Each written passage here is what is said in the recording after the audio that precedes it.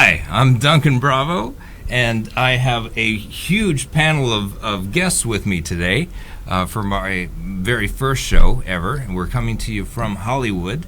And let me just kind of introduce everybody around me. I've got Mike Blaser. Mike is a super pro at lending in real estate. This is Energy Garcia, also a super pro in real estate and a trainer with Tony Robbins. Senior leader. Yes. Senior leader with Tony Robbins. And we've got Andy Kay, PI in Los Angeles. So I'm going to get the show going. I'm going to have everybody tell us a little bit about themselves. First, Mike. Sure, Duncan. Thanks. My name is Michael Blaser. I'm with a company called Primary Residential Mortgage. We're a residential lender specializing in purchase lending and refinances. I personally have been doing this for so long, 4 decades to be exact. But that actually works out very well for me today because the complexity of mortgage lending has become such that you must have an experienced mortgage lender working on your behalf when you buy a home today. So I'm pleased to be here with you. You and I have known each other, worked together for more than 20 years, and yeah. I'm proud and pleased to be here. Thank you very much. Excellent. Thanks, Mike. Energy. And my name is Energy Garcia. I am a real estate broker and a real estate trainer. I own a real estate school, and I also train and teach realtors. Besides that, I devote a lot of my spare time to Tony Robbins and volunteering as a senior leader. So that's an amazing thing that I'm privileged to do as well. Very cool. Eddie. I'm Andy Kay. I'm a private investigator in California for just over 25 years. I specialize in construction defect, do a lot of that work. Obviously, we do all the other things private investigators do. Prior to that, I worked for a couple of the different federal and state agencies, and that's where I got my experience in that, and been in LA most of my life. Excellent. Right on. So, our show is called SoCal Focus, and we talk about all kinds of things having to do with SoCal. But we do have kind of a real estate bend on what we talk about, but we talk about everything. So let me put it up for let's start with real estate as it is today and the lending situation. Mike, where are we at, like as far as rates and qualifying and getting a house for? Well, rates have gone up a little bit, as you know, although over my lifetime that I've been in this business for so long, rates are still ridiculously low compared to the time that I've spent in this industry. But rates are, in the low 4s basically for a 30-year fixed rate loan. What the real message is to the viewing audience is how complex the mortgage process has become, partially due to Dodd-Frank legislation introduced in 2010. It's become so complex that you need a really experienced person to guide you through the process. There's so many nuances now. So that's why working with a mortgage banker specifically, a company that focuses just on mortgage lending, as opposed to a retail bank that also is interested in opening up checking accounts, savings accounts, life insurance, investment accounts. Their focus is not mortgage lending. We are the specialists. Mortgage bankers are the true specialists of the industry, and it's more important and more relevant today than ever. Yeah, and you mentioned Dodd-Frank. That has also complicated the paperwork process, yes, right? It has. So things are taking longer. There's more involved with right. every transaction. Yeah, they created in the appraisal industry, the AMC, appraisal management companies, as a buffer between the consumers and the actual appraisers themselves. And so that slows down the process. And then the legislation of Dodd-Frank specifically has created benchmarks that you must achieve before you can go to the next level. So it's slowed down the process dramatically. And our challenge, of course, is always to meet up with a 30-day time frame if that's what we need to do. Every day counts in the process. Definitely. All right, I'm going to switch it up a little bit. Andy, what are some of the highlights of your background, exciting things? Don't mention names if you can't, but some exciting things that you've done over the last few years. Well, I've done everything from dig up bodies that were the wrong body put in the wrong grave to repossessing wild animals because somebody owed money to somebody else. So it's the majority of our stuff is pretty rudimentary. It's every day, same old things. We do a lot of things where we get more deeply involved when we have, obviously we have a lot of cheating spouses and cheating husbands and cheating wives. We do a lot of that work, and we kind of specialize in that in this area because we get so much of it.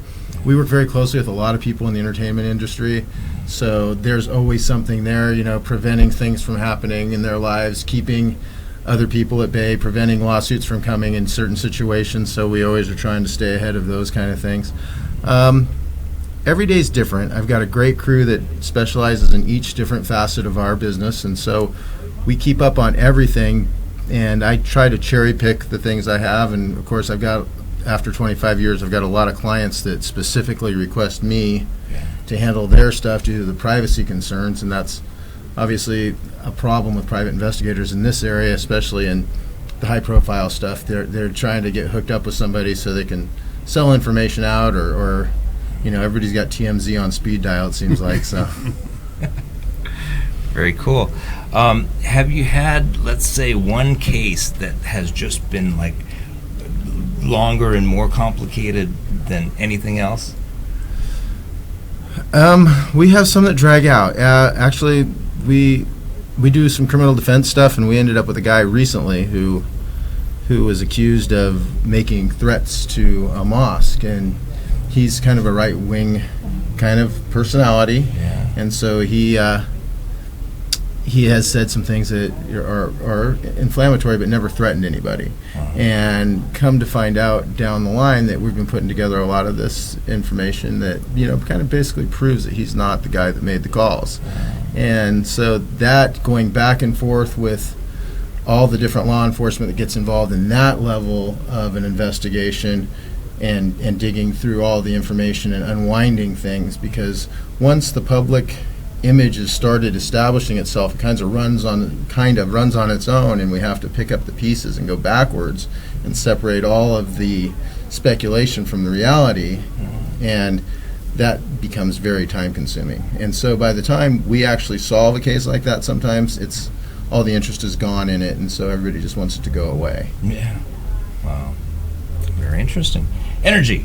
Yes. Now, tell us a little bit about your involvement with Tony Robbins, and I know you've been traveling the world and doing some really cool stuff. Well, I started Tony back in 2000 and had some amazing results. I was starting in real estate back then, and since then I've been a huge follower of his. I went through Mastery University, I went through his leadership training, and then I applied to become a senior leader and was chosen. So I've been able to do all kinds of events in Fiji. Last year I got to go to India for the first time. We had our Global Youth Leadership Summit where we actually taught leadership skills to children or teenagers in Mumbai. We're going back again this August, and we just had our huge UPW, Unleash the Power Within, 8,000 people at USC, my alma mater, and it was phenomenal. We created 8,000 new firewalkers, and I know you're a firewalker as well. Yeah. So leadership in Mumbai to teenagers, I mean, that's awesome. How many kids were involved in that? So this was a pilot program. We normally have the Global Youth Leadership Summit every year in San Diego, and teens come from all over the world, and the leadership team also comes in.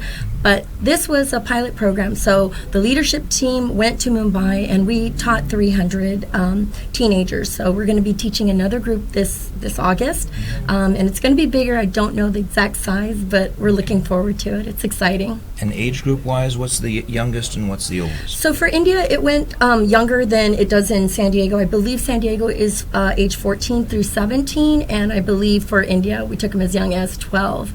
But it's amazing because when you teach, obviously, leadership skills to the youth, you're changing generations. And what was beautiful is we had one of our guests who is Indian, who actually has her own orphanage and is 14 years old. So super inspiring. Wow. Yes. Very cool. Very cool. Mike, I know you're big into cars and stuff. Tell us a little bit, because a lot of these folks are around the country in different places. Right. What are some of the interesting things that you've seen in Southern California specifically? Well, I with think cars? what's unique to us in the car group of people, first of all, we have weather here in California that's consistent with Yeah. driving convertible cars and open windows and all that, so that we're blessed with that. I formed a group some years back that actually our primary focus was to raise money for the CHP Foundation, California Highway Patrol Foundation, 1199 Foundation, which actually donates money to the families of fallen officers, those officers who are killed in the line of duty, and helps their children with scholarships and things of that nature. Over the years, we've raised probably something close to $1 million for that foundation, and it's all done through the car culture. That, believe it or not, actually supports everything that the CHP stand for and the safety they help provide on the roads for us. So I've been doing that for many years, and then it morphed into the sheriffs, the local sheriffs as well, that we'll raise money for, same sort of thing, their foundations. Excellent. Very cool. Well, folks, that ends our first segment. Thank you guys for being here, and we're going to take a quick break. Thanks for joining us.